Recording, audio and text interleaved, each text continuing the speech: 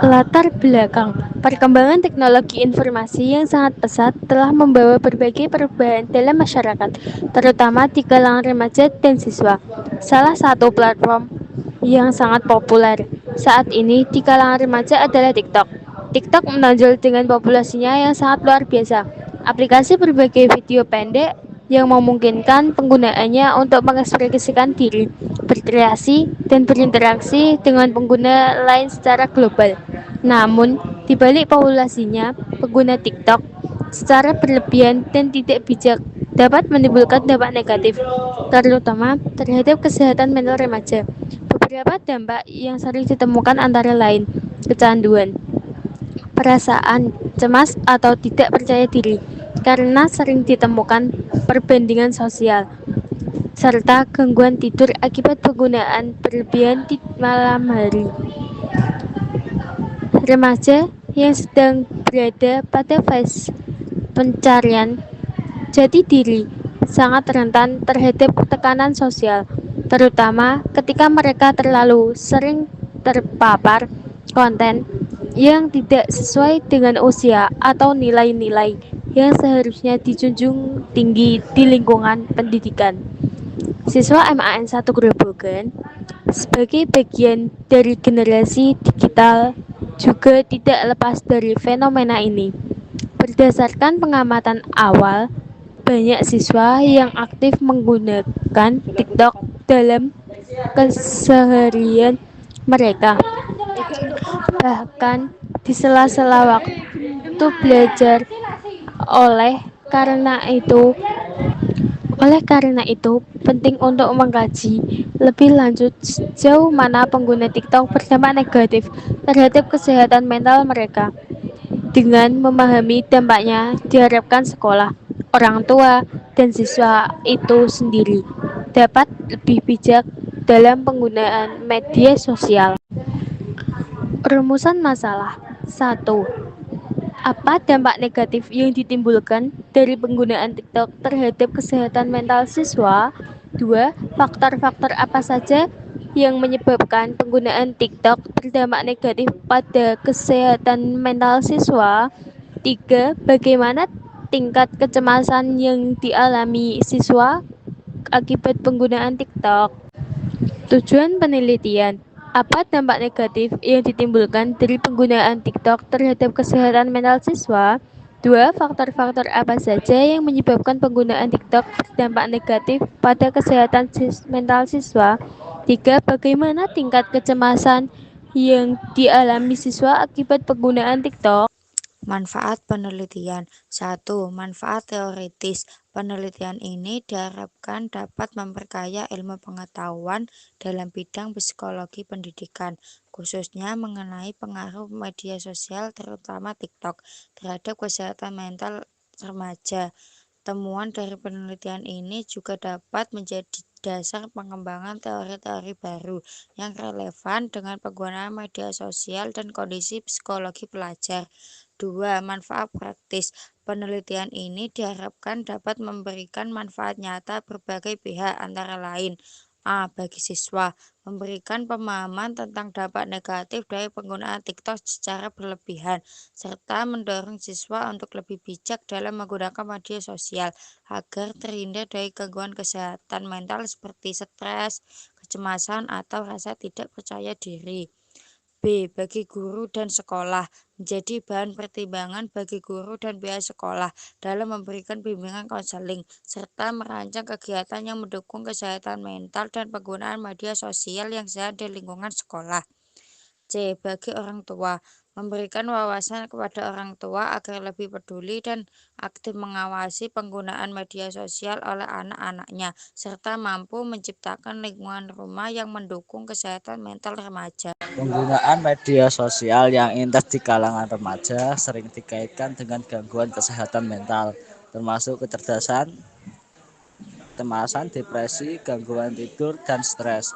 Aprina dan Regoza 2024 dalam penelitian mereka menemukan bahwa tingkat frekuensi penggunaan TikTok yang tinggi berhubungan dengan adanya gangguan kesehatan mental pada siswa kelas 11 SMA Negeri 3 sampai lebih spesifik Siswa yang menggunakan TikTok dengan intensitas tinggi cenderung menunjukkan gejala gangguan mental ringan hingga sedang lebih banyak dibandingkan siswa dengan intensitas rendah. Walaupun kekuatan hubungan yang ditemukan lemah ini harus memperhatikan bahwa intensitas penggunaan TikTok merupakan salah satu faktor resiko terhadap kesejahteraan mental remaja. Selain faktor frekuensi penggunaan, adanya kecanduan media sosial juga menjadi variabel penting dalam dampak negatif terhadap kesehatan mental pada remaja. Ernawati 2024 melalui studi cross seksional menemukan bahwa kecanduan media sosial berkorelasi dengan menurunnya kesehatan mental remaja dan ditandai dengan peningkatan perasaan tidak bahagia, isolasi sosial, dan stres emosional. Kecanduan ini bisa melibatkan penggunaan yang sulit dikontrol, keinginan terus-menerus untuk membuka aplikasi, dan atau penggunaan di waktu harusnya untuk istirahat, tidur, atau belajar. Teori psikologi sosial memberikan kerangka untuk memahami mengapa penggunaan media sosial atau TikTok bisa menimbulkan dampak negatif.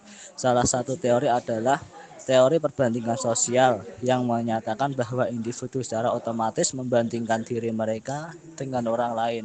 Di TikTok, konten yang ideal sering ditampilkan melalui video, filter, sorotan kehidupan sukses ataupun ideal, sehingga siswa mungkin merasa kurang jika kehidupan mereka tidak sesuai dengan gambaran-gambaran tersebut.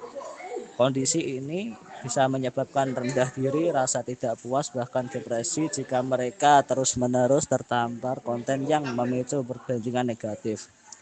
Selain itu, teori stres dan coping dan stres juga relevan ketika siswa tidak memiliki mekanisme coping yang baik. Tekanan dari penggunaan media sosial, misalnya takut ketinggalan tren, tekanan dari komentar atau interaksi negatif, gangguan tidur karena menggunakan HP larut malam dapat memicu stres, kecemasan, gangguan mood. Kecanduan media sosial memperburuk situasi karena penggunaan berlebihan mengganggu kebutuhan dasar seperti tidur dan konsentrasi belajar, yang pada gilirannya merusak kesehatan mental. Kecanduan Ernawati 2024 menunjukkan bahwa kecanduan media sosial berkontribusi pada perasaan stres dan kecemasan emosional yang lebih tinggi pada remaja.